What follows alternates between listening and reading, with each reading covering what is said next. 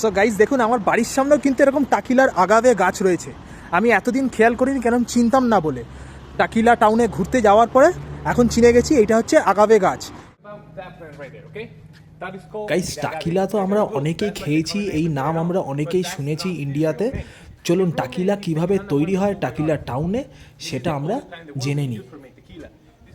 So এই দেখুন second chimney, এখানে কিন্তু 36 আওয়ার্স ধরে বয়েল হয়, আর এই ফার্স্ট চিমনিটাতে 48 আওয়ার্স ধরে বয়েল হয়েছে। আর এই যে ভেতরে এই জিনিসগুলো রয়েছে এগুলো কিন্তু প্লান্টের গোড়ার পোর্শনগুলো, এইগুলোকে কিন্তু ভালো মতন বয়েল করা হয় 36 ঘন্টা ধরে এর মধ্যে।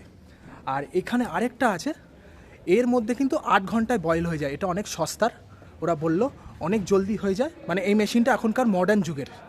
এখানে দেখুন বয়েল করার পরে এই গাড়ি রাখা রয়েছে, এখানে লেফট ওভার্সগুলোকে রাখা হয়, ওয়েস্ট।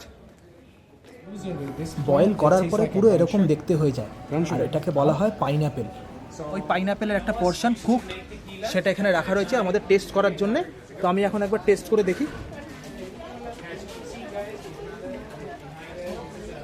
সো এই যে টেস্ট করছি পাইনঅ্যাপেল।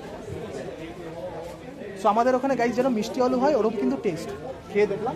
সো এই দেখুন এখানে মেশিনটা রয়েছে, এর মধ্যে কিন্তু বয়েল করা যে প্রোডাক্টগুলো এখানে রান্না হয়, দিয়ে সেগুলো কিন্তু এক এক করে এর মধ্যে গিয়ে গ্রাইন্ডারে ভালো মতন পেশানো হয়। পিষে যে জুসটা বেরোয় সেই জুসটা এই পাইপের সাহায্যে এই ইয়েলো বক্সটায় যায়। এখানে কিন্তু ফার্মেন্টেশন হয়, এখানে 3 থেকে 4 দিন থাকে। তারপরে এইখান থেকে যায় হচ্ছে এই বড় বড় জার্সগুলোতে, এর মধ্যে কিন্তু আবার ফার্মেন্টেশন হয় ভালো মতন। তারপরে যায় হচ্ছে ডিস্টিলেশন প্রসেস। তো এইটা দেখুন ফার্স্ট ডিস্টিলেশন জার, এর মধ্যে ডিস্টিলেশন প্রসেসটা হয়। তারপরে যে স্টিমটা যাচ্ছে ওটা ওয়াটার ফর্মেশন হয়ে এর মধ্যে স্টোর হয়। আবার এখান থেকে কিন্তু এই সেকেন্ড ডিস্টিলেশনে যায়, আবার সেকেন্ড পিউরিফাই হয় একদম 100%-এর জন্যে, দিয়ে এখানে ডিস্টিল হয়ে আবার থার্ড জারে যায়। থার্ড জারে যায় কারণ ইথানল আর মিথানল দুটোই মিক্স থাকে, তো মিথানলটাকে সরানোর জন্যে। এই হচ্ছে টোটাল ডিস্টিলেশন প্রসেস।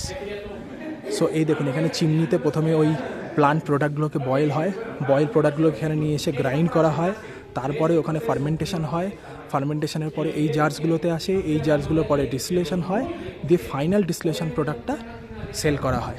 গাইস দেখুন এখানে পুরোনো দিনের সেট আপ রাখা রয়েছে, এখানে কিন্তু বয়েল হয়, দিয়ে এখানে তারপরে সেই বয়েলের জিনিসপত্রগুলোকে গ্রাইন্ড করা হয়, এখানে অ্যানিম্যালের সাহায্যে করা হতো।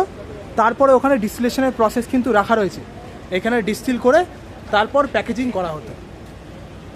এই দেখুন এখানে 4টে ভ্যারাইটির প্যাক রয়েছে, blanco, reposado, anejo, extra anejo. Extra new. So এই দেখুন extra Okay, anejo. guys, before to drink it, I want to. You know how to take a drink it, right? Yeah. So like a little snail, let's take a breath. All right. Okay, guys. Jones. Cheers. Salud. Cheers. How's it taste, guys? Very smooth. Extra anejo? Yes, extra new. Yes, this is it has been 6 years. 6 years. There's 2 years in the American, 2 years in the Canadian, and 2 years in the France. Okay.